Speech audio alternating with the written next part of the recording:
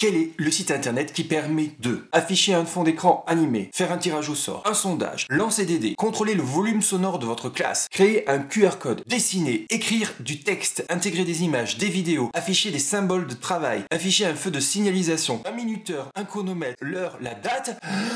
Eh bien ce site, c'est...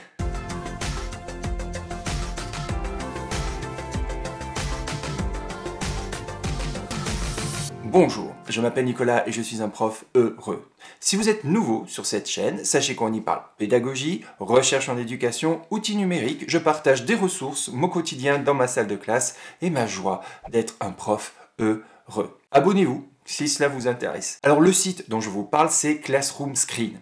Oui, bon, on connaît, pas besoin d'un tuto pour ça, vous allez me dire, peut-être, sauf qu'il y a une nouvelle version qui est sortie avec d'autres possibilités. Et puis vous ne savez pas ce que moi j'en fais, hein. Bah non, vous ne savez pas. Non. J'ai quelques petites astuces qui devraient vous plaire. Alors, aujourd'hui, nous allons voir les principales fonctions de Classroom Screen, comment gérer plusieurs tableaux, comment transformer Classroom Screen en simple tableau blanc interactif, comment faire des sondages avec Classroom Screen, comment faire un tirage au sort d'élèves qui fonctionne même quand on a plus de 400 élèves, coucou les profs d'éducation musicale et d'art plastique, et comment faire des groupes automatiquement. Allez, à l'ordinateur. Tout d'abord, faisons un tour rapide des différentes fonctionnalités. Première étape, le fond. Vous pouvez changer de fond d'écran, ce que vous voulez, les images sont libres de droit, sympathiques, tout ce que vous voulez. Vous pouvez bien sûr mettre vos propres fonds d'écran, comme ici on peut donc les télécharger, mettre ce que vous avez vous pouvez choisir au hasard. Il y a également des fonds animés, et vous pouvez également mettre la webcam en route, carrément. Ah, voilà, ça fait une grosse webcam ici. Bon, on va arrêter ça tout de suite. On va mettre un fond d'écran un peu plus simple, peut-être, ce sera mieux pour tout le monde. Voilà, hop là. Donc une lune, voilà, la lune calme, voilà, ok, c'est bien. Deuxième chose, on peut choisir un nom au hasard. J'y reviendrai tout à l'heure puisque je vais vous montrer plus précisément cet aspect-là. On peut également avoir des dés, hein, choisir voilà, des dés. Je ne sais pas si vous entendez le bruit, mais il y a du son hein, qui est mis en place. 1, 2, 3 dés pour faire un tirage au sort. On peut également contrôler le volume sonore. Choisir la sensibilité, le maximum de bruit toléré. À vous de gérer. Ça peut être aussi mal perçu, ça peut aussi être un challenge pour les élèves de faire péter le truc et faire augmenter le volume sonore au maximum. À vous de voir. Enfin, nouveauté de cette version-là, on peut ajouter des médias. On peut donc mettre des images comme le fond, donc on peut faire glisser, déposer n'importe quelle image, hein, voilà, et hop, on a l'image tout de suite, on peut l'agrandir, la diminuer, la mettre sur le côté, tout ça. Très bien. Pour fermer, il suffit d'appuyer sur les petites croix à chaque fois. C'est valable pour toutes les fenêtres qui peuvent être redimensionnées de la même façon. Hein, voilà. Voilà, point de vue média, on peut également mettre la webcam en route. Et c'est ce que j'ai fait ici. Tout là-haut, c'est exactement ce que j'ai fait. J'ai mis la webcam en route. Et donc, je peux agrandir, hein, diminuer. Vous voyez que c'est très fluide parce que tout est en direct sur votre machine. Ce n'est pas envoyé sur Internet. Hein, ça reste sur votre machine. Ensuite, on peut également lancer des vidéos YouTube. Voilà, ici. Donc, je copie, je colle.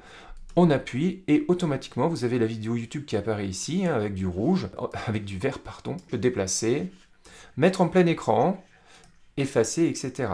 Le seul truc c'est que dessous il y a des suggestions de la personne, de la chaîne, de la personne que vous avez mis, dont vous avez mis la vidéo. Je précise que je n'ai jamais vu de pub. Donc ça peut être très bien en classe, il n'y a pas de pub du tout en fait qui s'affiche par ce biais-là, moi je trouvais ça super sympa. Voilà, donc on peut aussi intégrer des vidéos, donc ça c'est la nouveauté. Point suivant, on peut également mettre un QR code, voilà. Alors ça c'est pour ceux qui ont la chance d'avoir qui sont équipés de tablettes par exemple, donc les élèves peuvent scanner ce QR code-là de loin ou avec leur téléphone portable pour aller sur un site qui pourrait être intéressant pour eux. Voilà, donc vous pouvez agrandir, hop là, les gamins dans la salle, ils ont leur téléphone, boum, ils filment ça et hop, ils vont directement sur le site d'intérêt que vous souhaitez partager avec eux. Il y a également la possibilité de dessiner, j'y reviendrai rapidement tout à l'heure parce que vous allez voir que vraiment ça c'est un truc super sympa, mais je garde cette astuce pour plus tard. On peut également bien sûr mettre du texte, hein.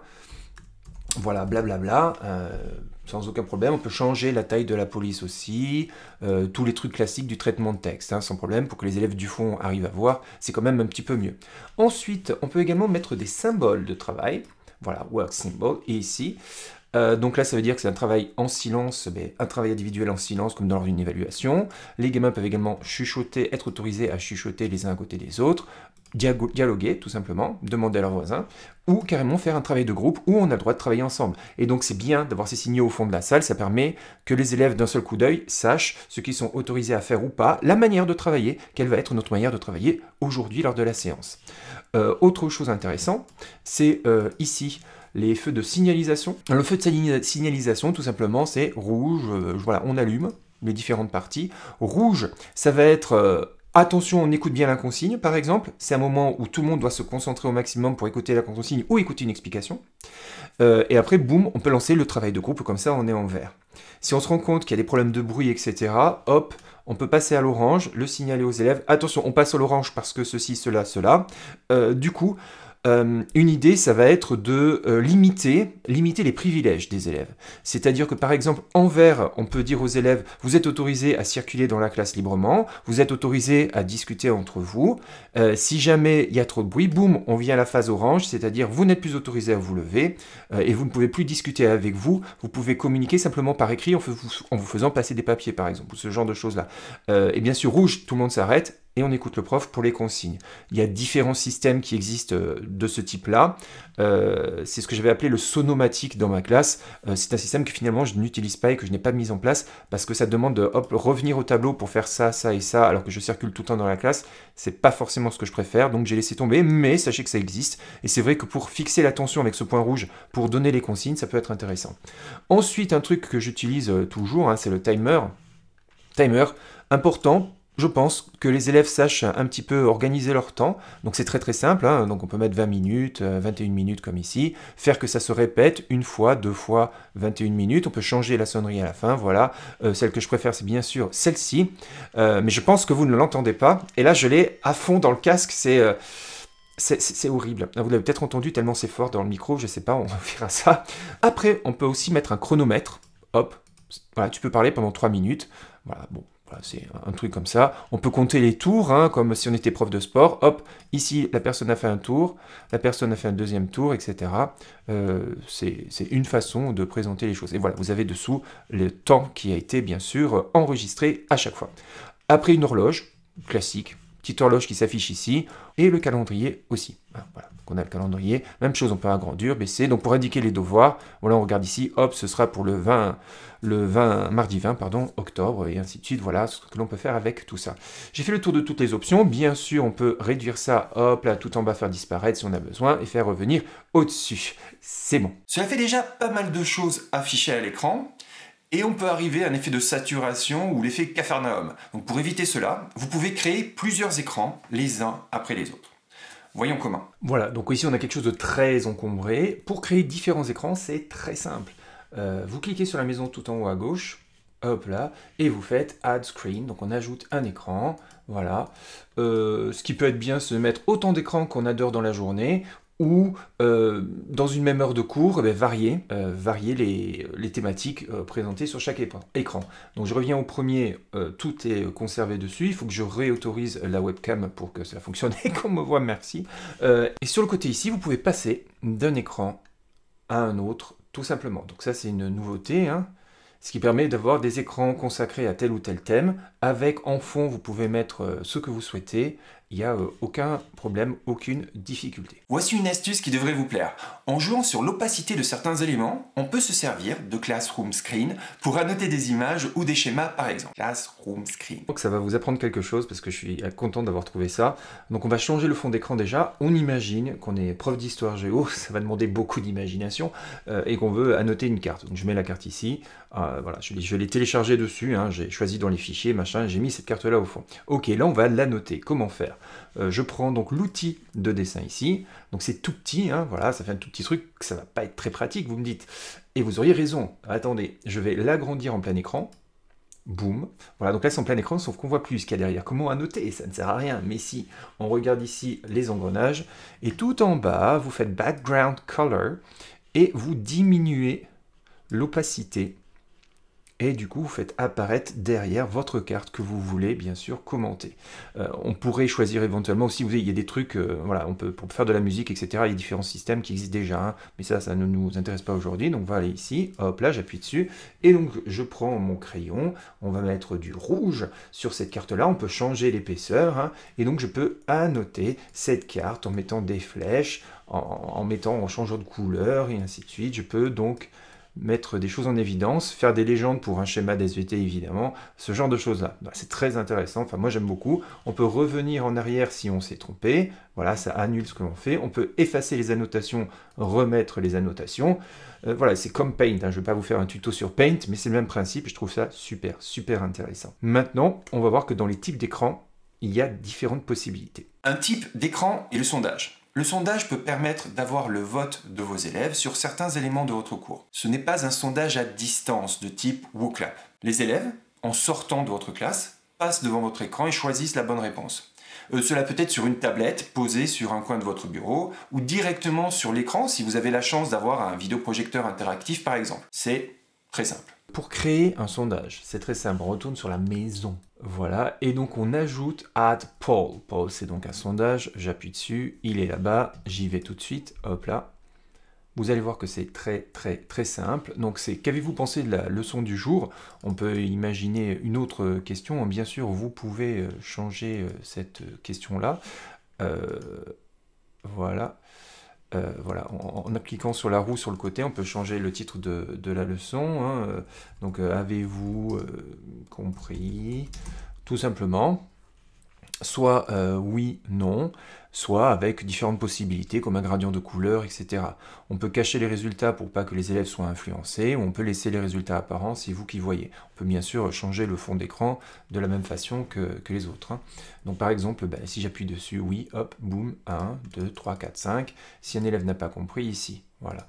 Donc c'est très simple, l'intérêt je trouve c'est de demander l'avis des élèves à la fin d'une heure de cours etc. et réajuster l'enseignement à la fin, ou en tout début d'heure aussi, on peut le faire pour avoir un sondage sur une certaine opinion. Pensez-vous que les carottes respirent?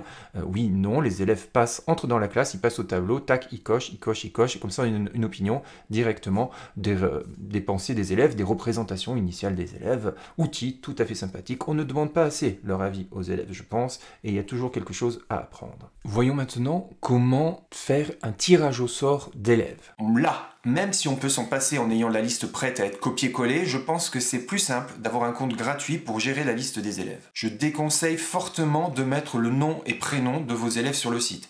Ce n'est pas nécessaire. Dans ma classe, chaque place a un numéro. Il m'a suffi d'entrer les numéros dans la liste des élèves sur le site, et donc c'est valable pour toutes mes classes. Voyons cela. Pour faire un tirage au sort d'élèves, il faut déjà avoir la liste dans Classroom Screen, c'est plus pratique. Je vais donc me connecter à Classroom Screen, donc maison ici, et je me login.